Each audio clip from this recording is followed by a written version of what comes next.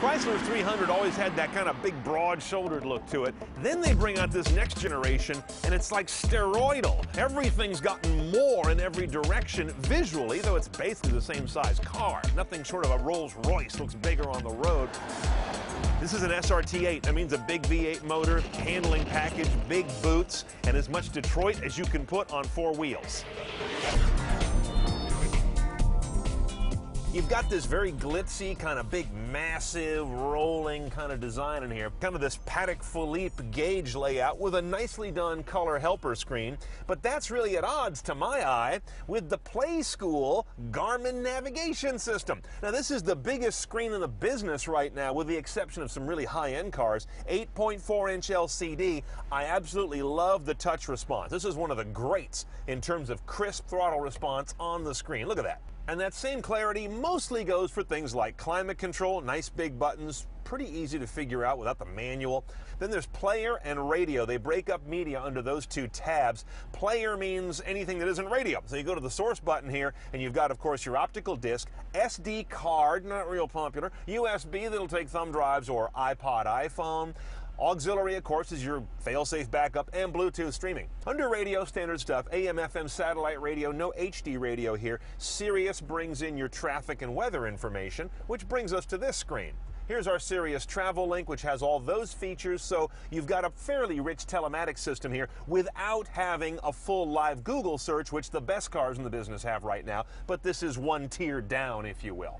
Oh, did you notice this? SRT Performance. You can turn on various sets of virtual gauges that are reading off the OBD port that all cars have, but few cars surface. Now on the phone screen, of course, Bluetooth hands-free and phone book download and all that. Notice that you've got a static, fixed set of functions down here, kind of like your taskbar in Windows, but that's good layout of information. I kind of always know where to look for my functions. They're basically always here most of the time. Oh, check it out. Just got a text message. I can read that if I'm not moving, or since it's a car, and I probably will be, I can have it read to me. Hey, can you spot me 5 keys on credit, dog?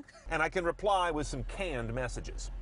Now, the gearbox is a little bit antiquated. 5-speed automatic. You've got a slap gate back here for downshifts and upshifts. Or you go to the cast aluminum paddles, which, though they're mounted on the wheel, at least they're dedicated. One for downshift, one for upshifts. Oh, and right below those are these weird little Chrysler little rocker switches on the back of the wheel. They're totally hidden, but there's a bump in the middle of each one that lets you change selection. This one on the right is up and down for volume. The one on the left is up and down for track or selection. I don't think you ever need to take your hands off this wheel. Address. What address in the United States? 235 2nd Street, San Francisco, California. Did you say 200? 1.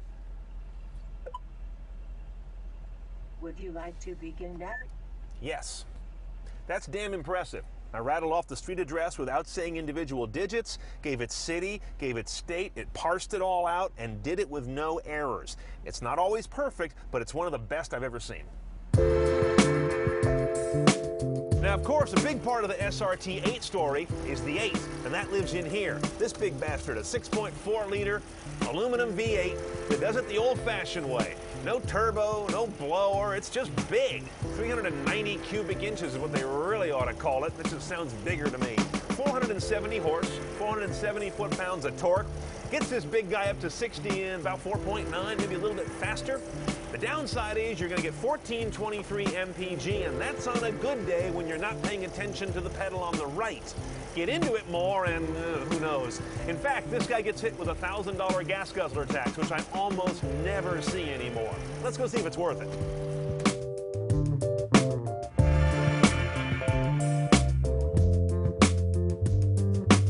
The thing that a big displacement, normally aspirated engine has to do well is have power ready all the time. There's absolutely no excuse, especially at this price of like $48,000 and this MPG of, I don't even want to look, average 7.1.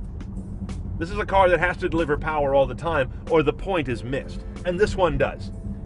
Whether you're in stop and go, whether you're getting on a freeway, whether you're hammering it wide open and want to go that much faster, the power is always there.